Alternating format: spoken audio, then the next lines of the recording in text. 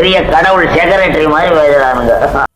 ஆண் பெண், அவங்க ரோட்ல இருந்தாலும் ஆண் பெண் தான், வீட்டில் இருந்தாலும் ஆண் பெண் தான், சபை கூடி வருதல்ல கூடி வந்தாலும் ஆண் பெண் தான். வீட்டில் இருக்கும்போது மென் ஆணாகவும் பெண் ஐ மீன் அவரே கன்ஃபியூஸ் ஆயிட்டாரு பாஸ்.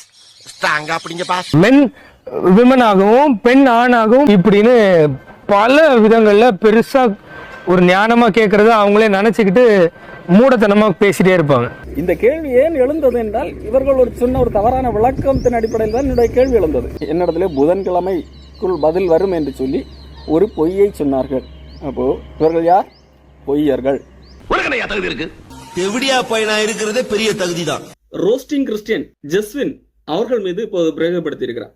ஒரு வீடியோவிலே அவதூறாக பேசி இருக்கிறார். சொன்னா நம்ப மாட்டீங்க, அவனுக்கு 3 பொண்டாட்டி. ஆதாரம் கேட்டால் ஒன்றும் இல்லை. ஒருவேளை உண்மையாகவே இருந்தாலும் அத்தை மகள் ரத்தினமே, சின்னையா விட்டு சித்திரமே, வருக வருக. எங்க மாமா உருமாண்டி அவர்களே, எங்க குழந்தையாமார்களே, மற்றும் எங்க வீட்டில் பொண்ணெடுத்து பொண்ணு கொடுத்த கிறுக்கு சுப்பையா அவர்களே. யாரும் அந்த மண்டவிங்க நாயே? இவர் எங்க மாமாங்க. இவன் தான் உங்க மாமனா? எங்க வேலை பாக்குறான்? பண்ணி வைக்கிறார். பின்ன இவன் ரேஞ்சுக்கு இந்தியன் பேங்க்லயே வேலை கிடைக்கும். ஒருவேளை உண்மையாகவே இருந்தாலும் சொன்னா நம்ப மாட்டீங்க, அவனுக்கு 3 பொண்டாட்டி. ஒருவேளை உண்மையாகவே இருந்தாலும் அதை இப்படி சொல்வதனால் எந்த பிரயோஜனமும் இல்லை. எந்த நாய் என்ன பார்த்து கரிசனப்பட தேவையில்ல. போடா விஷத்தேவடைய பையா. பெரிய கடவுள் செக்ரட்டரி மாதிரி பேசுறானுங்க.